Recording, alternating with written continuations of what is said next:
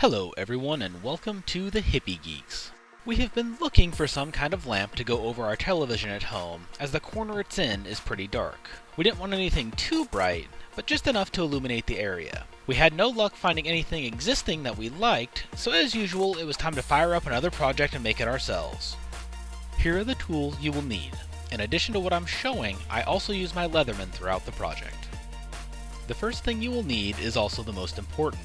The lamp you will use will be the centerpiece of the project, so be sure to pick something that will make you happy to look at every day. With this project, Lindsay found 3 similar Turkish lamps at Goodwill. If you do not already have a place to hang your lamp, you will need enough ceiling hooks to hang them. Again, in our case, we needed 3. An inline on-off lamp switch. You can place this anywhere on the electric cord to fit your installation. A roll of black electrical tape to connect the lamps to the cord. You can also use a soldering iron and heat shrink, but in our case, the electrical tape will work fine. A lamp electrical cord. Make sure that it will be long enough to reach the outlet from where you hang it. A roll of thick sisal rope for the lamp electrical cord. In our case, we used a roll of 1/4 inch thick. A roll of thinner jute twine to wrap the cords of each lamp with. If you're only doing a lamp with a single cord, you should just choose one size. Try them both out and see which one you like best. And of course, scissors, for obvious reasons. Step 1. Prepare the lamp cords. The first thing to do is get the lamp cords ready to be wrapped. In our case, 2 of the lamps had been cut from their electrical plugs already, and the third had an absolutely enormous plug on it. The cords were also twined through the hanging chain, which we did not want to leave as we were going to shorten the chains and wrap the cords in jute. Step 2. Shorten the chains. We want each of the 3 lamps to hang at different levels, so I needed to decide which lamp chains to shorten and how much to shorten them. Keep the links you remove, as once you have it hanging, you may decide to change your mind and put the links back in. If not, it's always a good idea to keep things like that around to use in another project. Step 3. Wrap the lamp cords. To start the wrap, simply tie a knot in the jute as close to the lamp as possible. Our lamps have a cord that is made of a fairly soft rubber material, so the jute grabbed it just fine without slipping. If your cable is made out of a harder plastic, you may need to glue the initial knot in place to keep it from moving. Now it's time for the fun part, and by fun I mean the part that's gonna feel like it takes forever. With that in mind, put on some music or a show and get to it. Every time you loop around the wire, you want to be sure to push it tightly up against the previous loop. You want to make sure that none of the electrical cord shows through. Thicker rope is harder to work with, but will cover the cord more quickly, while the smaller jute will take longer as you need more wraps to cover the same area. You should stop every so often to check your work and make sure that you're keeping the wrap tight. You don't want to get past an area only to find out you need to back all the way up to redo it. When you finally get to the end, you're going to tie it off with a couple of knots just like when you started it. Again, if your lamp cord is made of a harder plastic, you may need to glue it in place. Now, if you were only wrapping a single cord, you'd be done. Seeing as how I'm a glutton for punishment, we're going to do this another 2 times before we get to the next step. I'm just going to speed this up and get through it as quickly as possible for both our sakes. Step 4. Wrap the electrical cord. Here's where we're going to use the thicker rope. As we are having 3 separate lamp cords come together here, we wanted the point where it continued on to appear to be more bulky than the individual cords did. To get started, use a piece of the jute to tie the end of the rope to the cord at your initial starting point. You could also use glue, but we prefer the look of the jute as it matches in and will be wrapped in under the hook. Now, begin wrapping the rope around the electrical cord, much as we did around the lamp cord. Also, stop and check your work every so often to make sure you're keeping the wrap nice and tight for the same reasons as before.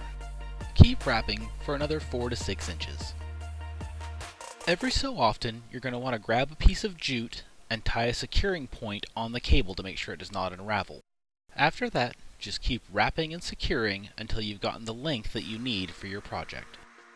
For us, that's approximately 3 feet, which will reach from the area the cords will be hanging down behind the television.